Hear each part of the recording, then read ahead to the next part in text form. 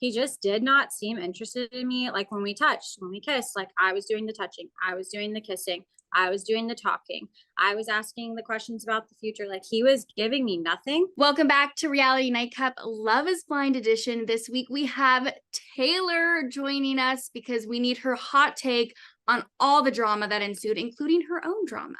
What changed after the pod sin? But I feel like if you would have presented yourself like this, without any makeup, it would have been better. It felt like you were fake. All right, so first things first, let's talk about episode 5. You guys end up in Mexico. How are you feeling once you get to Mexico? You just had the big reveal. You just got proposed to, and it seemed like it was still very awkward between the two of you. Yeah, first day in Mexico. I mean, right when we got there, it was definitely still awkward. The silence, I started to notice it more. And then like night 1 Mexico, I brought it up because I'm a fixer and I want to fix things. I want to fix it quick. And there was just no fixing. So that to me was like super off-putting because I'm like, we had this bond in the pods and it was such a strong bond. And I'm like, why don't we have it now? Like, I don't, it was confusing to me. So that's why I tried to figure it out night 1. I was still excited though. Like I was super excited. There was like a guy playing like the violin or whatever. And I was like, this is so cool. So the excitement was definitely still there. But he just wasn't talking, right? Like, was that, he just wasn't talking. And then you guys saw the other couples and you saw how they were progressing in their relationship. And how did that make you feel with your relationship with JP? It made me feel behind. Made me sad. Like I remember crying on the beach. I was just like, we are not where we should be. So that was like a big eye opener for me. Because they were all getting along so well and we just weren't. And I feel like we should have been in our honeymoon phase and we were not even close to that. When you look back into like the pods, because I know you had such a big connection, the pods, do you think you were kind of carrying that, like looking back?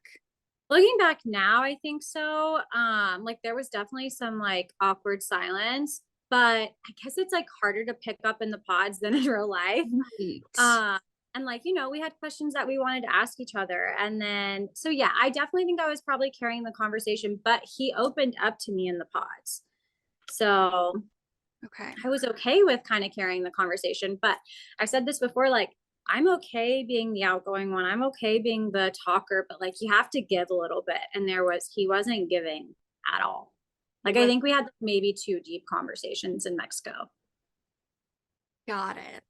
And that's not many. That's not many, including, I will say the one conversation that you guys had, he brings up your freckles and he's like, oh, I love when you show your freckles. And it like, okay, that's a sweet comment. But then later on, he goes, I was taken aback with how fake you looked. And when I tell you, I was like, are you kidding me? Like when I was watching that, I was like, did he just say that? Like, yeah. Sorry, you did not look caked up whatsoever. Like, I was taken aback. So I can't imagine how you felt in that moment because I was pissed. Yeah, me too. Honestly, I was so confused. I was like, that doesn't even make sense. Like, and for the longest time, I like questioned it. I was like, I wonder if I was wearing a little too much makeup. And then watching back, I was like, no, absolutely not. I looked fine. And he said like, I look like a completely different person. That was one comment where I was like, no, I don't. I look basically the same. You just can't see my freckles. And I might've had like eyelashes, but basically the same, So you weren't kicked up whatsoever. You're also on national television and it was like you're getting proposed to. So if you didn't have makeup on, I would be like, what is this girl doing? Right. I know. Like just like any other proposal, you're going to want to wear makeup. You're going to want to have your nails done. You're going to want to look your best. That's how I felt. What do you think he was trying to get at though? Because my whole thing was like, I hated that he was like, I wish you just would never wear makeup. And I'm like, and you said that you're like, don't tell me what to do. Like, I'm going to wear makeup if I want to. Honestly, I don't know.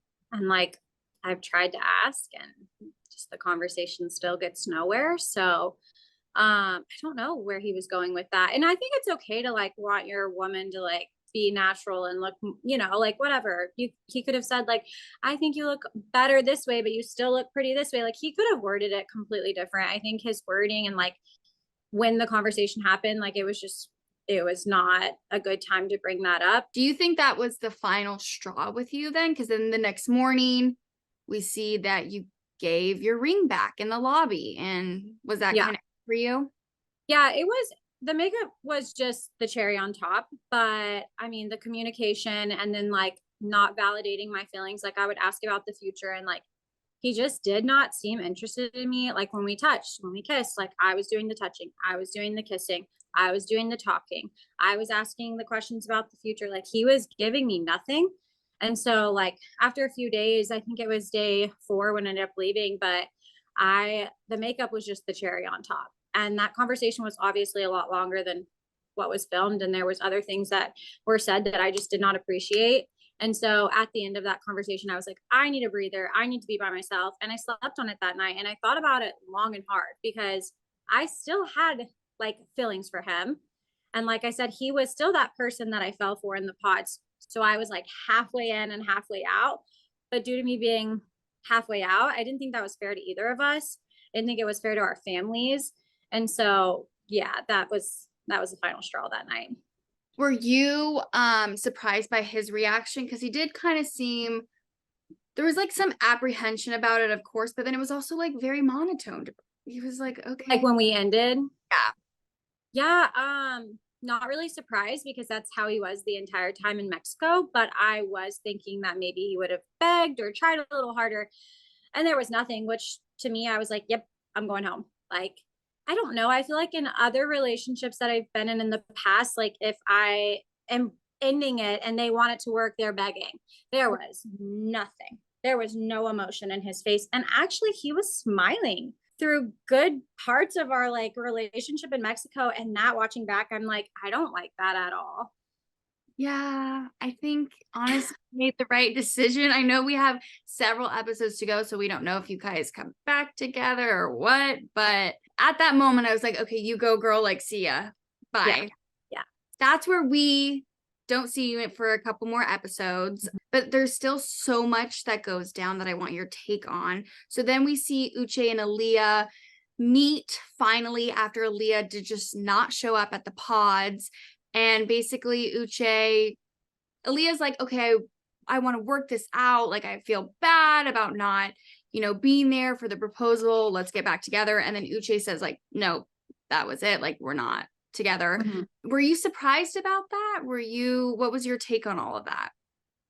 I guess a little bit surprised. I thought they were good together, watching back and even just like hearing stuff like while I was there, I definitely thought they were a strong couple. So I am surprised that there wasn't more.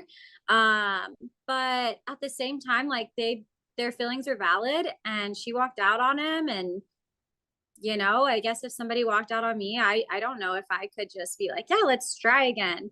Right. But I also don't think she was in the wrong because she's asking for him back. She's trying, she's begging. So a little bit surprised, but their feelings are valid. Their feelings are valid. And then we had Lydia mixed in the whole thing. And that 4th episode when we found out that Uche and Lydia knew each other, I was like, what is going on? Were you taken aback with that? Or I would imagine, I feel like that's like a bombshell that would all of I think we were all taken back. Happening.